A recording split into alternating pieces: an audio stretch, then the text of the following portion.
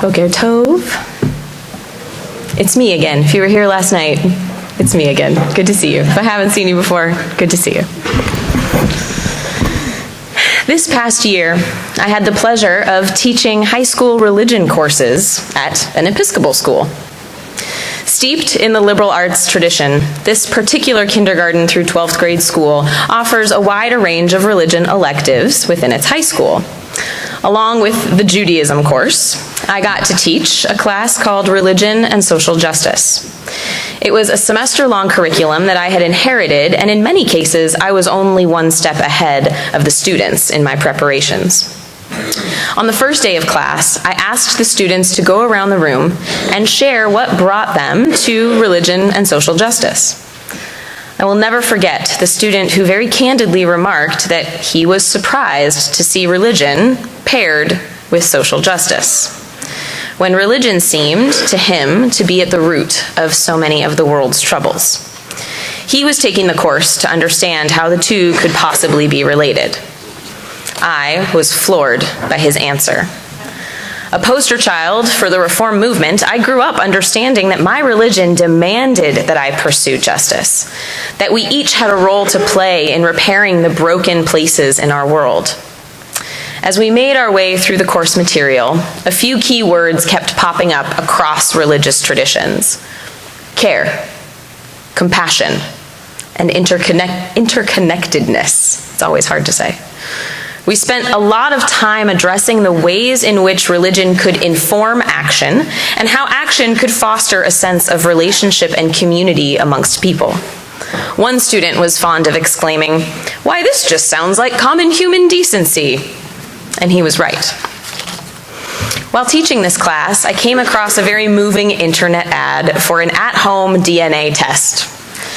Recently, the market has flooded with such tests, not only to determine paternity, although those are popular, but to learn about one's ethnic and national makeup.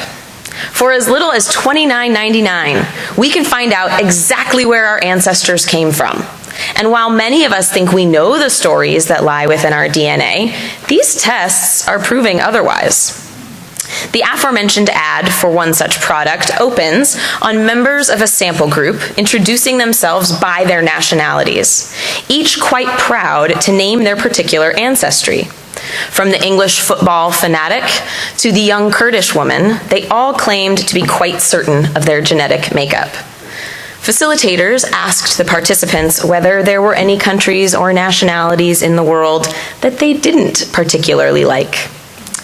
The producers did not shy away from cultural stereotypes here, as age-old national and ethnic enmities were named, one after the other, by the participants themselves.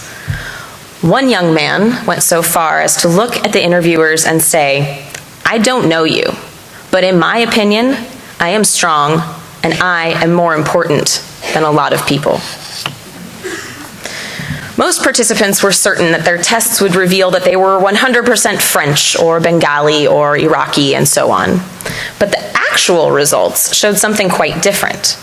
One young woman's test revealed ancestors of the exact nationality she had listed as disliking. And one young man dazedly asked, "So I'm a Muslim Jew?" Another participant, teary-eyed from the results of her test, exclaimed that they should be compulsory, extreme though that may sound. If they were, she said, there would be no such thing as extremism in the world. What struck me about this commercial, other than its effectiveness, because now I really want to take one, is how much easier it is to accept others when we can see ourselves reflected in them. One of the founding principles of the multi-faith communities in which I have worked has been that, simply put, it is harder to hate someone you can relate to.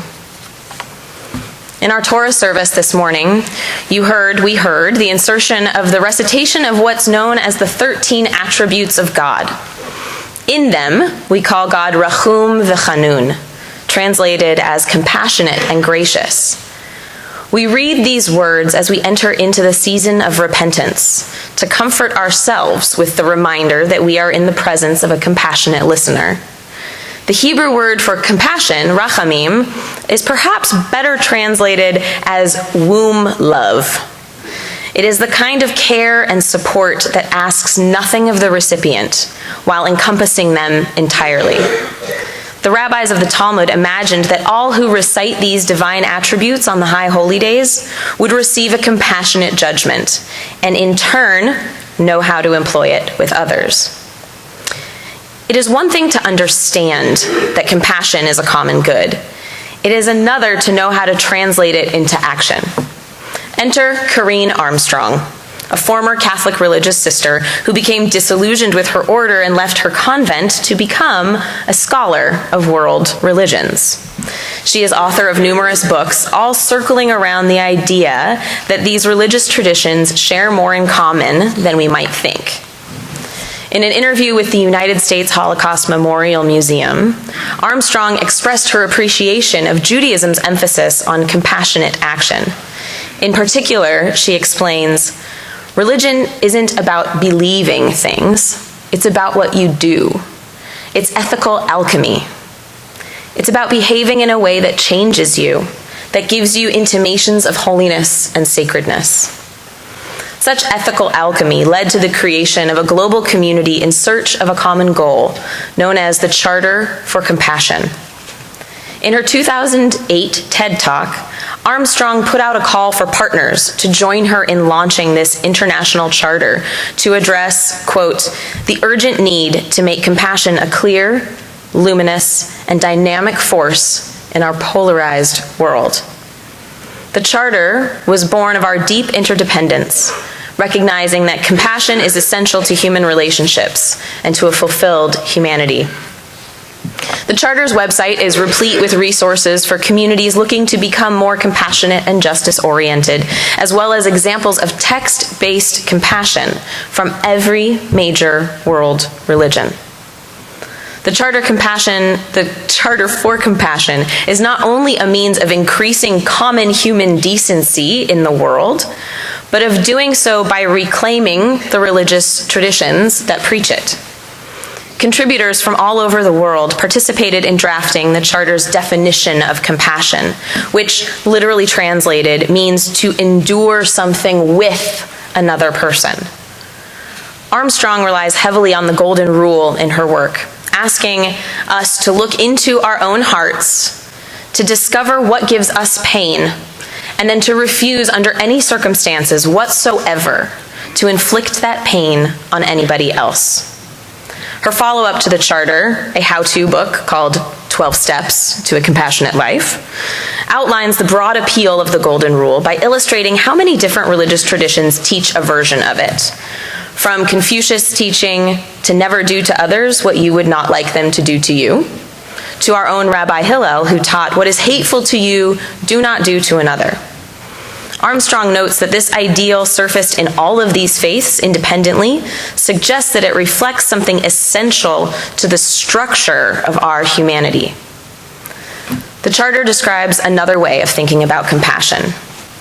To be compassionate is to dethrone ourselves from the center of our world and put another there.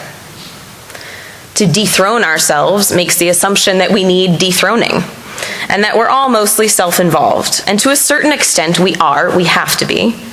In the Hobbesian view of the world, life is nasty, brutish, and short. And in such a reality, a person needs to look out for number one. But that is not our view. While yes, our tradition teaches that the often harsh realities of life, it also teaches that although the whole world is a very narrow bridge, the most important part is not to be afraid. Not to be afraid of what might happen if we extend a hand to one in need. Not to be afraid of what we might learn about ourselves in the story of another. Not to be afraid to step off of the throne at the center of our world and put another there. While I want this description of compassion to be enough, and while I want the entire world to sign on to adopt these principles, to reclaim a common human decency, a look at our own country alerts us to some of the potential limitations. how divisive our differences have become, how deep the fear of the other. This summer, we were reminded of the elements within our own country that exist beyond the pale of decency. Charlottesville forced us to acknowledge that not all of our neighbors, as it were, are interested in exercising compassion. Jewish tradition is not one that teaches us to turn the other cheek, and there are, it would seem, limits to our ability to extend compassion in these circumstances. But, being a rabbi, this seemingly hopeless situation reminds me of a story that I find myself telling an awful lot. There once was a sleepy little town situated along a river. One day, while the townspeople were enjoying a summer picnic, someone noticed a young child drowning in the water. Immediately, all able-bodied men and women dove into the water to rescue the child. Days passed, and the incident was all but forgotten, until a couple out for a stroll noticed yet another child in distress in the water. Again, this child was saved. And this time the townspeople agreed to take shifts watching the river before creating an intricate system to more effectively rescue drowning babies. They were united in an earnest effort to ensure a safe environment for their young and took great pride in the rescue systems that they had put in place. Years later, a young traveler visiting the town inquired about the safety of the waterfront. The townspeople proudly displayed the intricate system they had developed. Alarmed, the young traveler asked how it came to be that children were falling into the river in the first place. The townspeople had no answer. You mean no one has investigated upstream to find out how these children have fallen into the water? Why, no, they replied. We've been busy saving the children already in the water. We've got to be of two minds when it comes to compassion, and that is no small order. We need to take action, to be engaged in our broader communities. And as a reminder, we need look no further than our very own temple community for opportunities to do so. We also need to lean into the places of our discomfort. And we have to keep looking upstream. To apply compassion to those who see and indeed experience the world in a different way is to put ourselves in their place, to attempt to see their perspective, and to allow ourselves and our actions to be changed. We are all here today because we know that to be true on some level. Whatever brought you here, whatever tug, be it spousal, parental, or other, did so in the service of something greater than the self. Today we are reminded that within our tradition exists an antidote to the hatred and enmity that has been allowed to find purchase in our world. As we pile into sanctuaries and sacred spaces across the globe, we are each reminded, in our case, by the words emblazoned above our ark, the other ark in the chapel. Da lifnei mi ata omed. Know before whom you stand. On these days of awe, let us remember that we stand before a compassionate God who wants us to emulate that compassion by alleviating suffering and reclaiming a standard of common human decency. As that internet ad so powerfully illustrated, we have more in common with the world than we think.